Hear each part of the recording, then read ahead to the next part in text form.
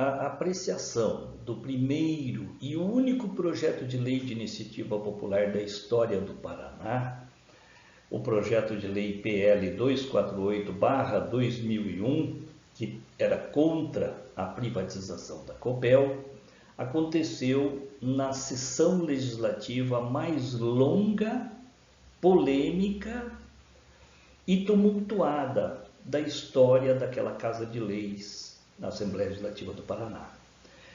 É uma sessão que aconteceu em vários dias diferentes, uma sessão que foi interrompida, que foi dada por encerrada e que foi retomada dias seguintes, ou alguns dias depois, onde nós tínhamos, por um lado, a presença de populares nas galerias pressionando pela aprovação do projeto de lei de iniciativa popular e, por outro lado, os deputados que queriam aprovar a qualquer custo a venda da Copel. Esses deputados foram protegidos por um exército de mais de 1.500 policiais militares para impedir o acesso de populares às galerias e às instalações da Assembleia Legislativa do Paraná. É um estado de beligerância, é um estado de guerra campal que se estabeleceu em torno do primeiro e do único projeto de lei de iniciativa popular da nossa história.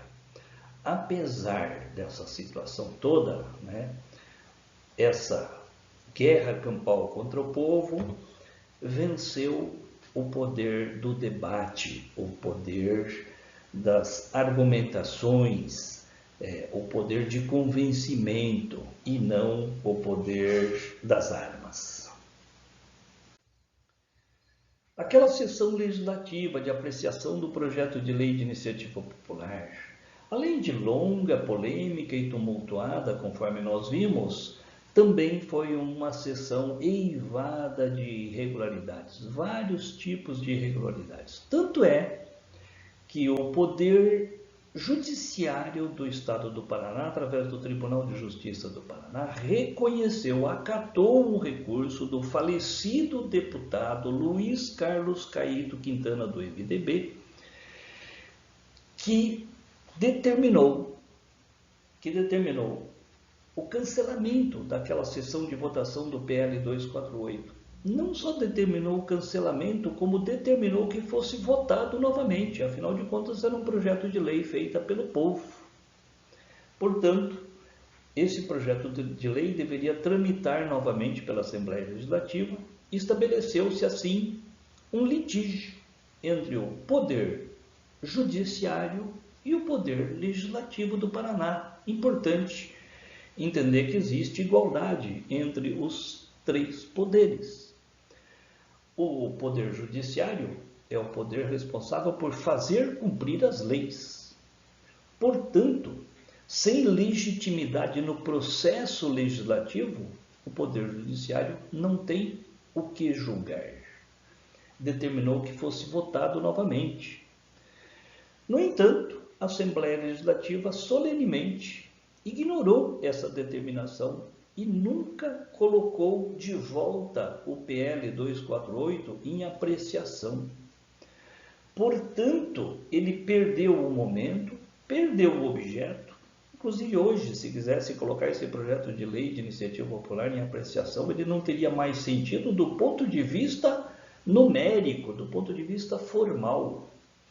Porque aí tem muita história que foge do propósito desse nosso vídeo nesse momento. Mas o fato é que aquele momento o Poder Judiciário não reconheceu aquela sessão de votação e determinou que ela fosse votada novamente. Como nunca aconteceu, o Poder Judiciário se apequenou também, porque nunca exigiu que a sua determinação fosse cumprida devidamente, e o Poder Legislativo ignorou completamente, solenemente ignorou essa determinação e está pendente de votação até os dias de hoje. É preciso também reconhecer que a história costuma se repetir. E o que muda basicamente são os personagens. Na conjuntura presente tem algumas semelhanças em relação às conjunturas passadas. Por exemplo, vamos olhar como é que era o poder legislativo em relação aos desejos do poder executivo. Normalmente é de subserviência, é de respaldar os desejos do poder executivo. Lá atrás aconteceu quando, por exemplo, o governo Lerner pautou o assunto da privatização da Copel. Porém, diante do projeto de lei de iniciativa popular, que é um projeto de grande relevância política, que gerou todo um debate na sociedade paranaense, o poder legislativo se dividiu e ficou meio a meio. E aí veio o poder judiciário no ano seguinte, deslegitimando, inclusive, cancelando, inclusive, aquela sessão de votação que reprovou o projeto de lei de iniciativa popular. Portanto, o poder judiciário, ele demonstrou ter altivez política. E é essa altivez política que nós convidamos e queremos contar com o poder judiciário neste momento. Os poderes são independentes. O poder legislativo respalda normalmente os desejos do poder executivo, principalmente porque o Ratinho Júnior colocou em discussão o projeto de lei para a privatização da Copel em 2022 em regime de urgência. Por que ele colocou em regime de urgência? Para não dar tempo para ter debate público. Nós temos que debater a importância do projeto de lei de iniciativa popular contra a venda da Copel. Não interessa se lá atrás ele tinha um número, se era contra aquela lei que atropelaram lá em 2005 ou não sei quando, não importa.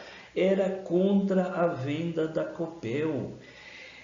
Assim como lá atrás também houve uma mudança de humor, de temperatura na questão política nacional, que passou a não respaldar as privatizações com a mesma força que o governo anterior desejava e desenvolveu, nesse momento também, de novo, isso acontece. E não só acontece a nível nacional, isso acontece a nível internacional. O mundo não está no mesmo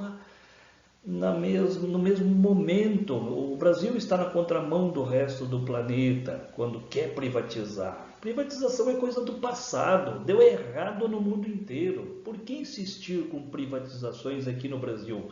É porque fazem os ricos ficarem mais ricos e os pobres ficarem mais pobres. É isso. Mas nós vamos ter uma mudança de humor na política nacional também. Então é preciso frear as privatizações e para isso queremos contar com o poder judiciário do lado do povo. Para finalizar a segunda parte do vídeo sobre o projeto de lei de iniciativa popular contra a venda da Copel, que foi o único projeto de lei de iniciativa popular da história do nosso estado, é importante refletir bem o seu significado político e histórico. Uma marca característica da Constituição de 1988, que é chamada Constituição Cidadã, é a participação popular. O que significa a participação popular? Ela denota a diferença entre duas palavras que aparentemente a gente não percebe muito significado, né? Muita diferença nesses seus significados, mas vamos lá, é a democracia representativa versus democracia participativa. É da água para o vinho a diferença entre essas duas palavras. A democracia representativa é a democracia dos representantes do povo. São os donos dos currais eleitorais que têm os seus direitos iguais. Mas nós não queremos democracia para os donos dos currais eleitorais. Nós queremos avançar no sentido de tornar coerente um pressuposto legal em que diz que perante a lei todos são iguais. Então que sejamos iguais na realidade. Também quando se fala em direitos, políticos, né? Essa é a democracia participativa. A Constituição Cidadã de 1988 estabeleceu a possibilidade de que o povo diretamente possa propor leis. Não precisa de despachantes que fazem leis em nome do povo. Não, o povo pode fazer leis. E no estado do Paraná, a única vez que isso aconteceu, esse projeto de lei sequer foi votado. Foi ignorado, solenemente ignorado. Que tenhamos isso muito claro.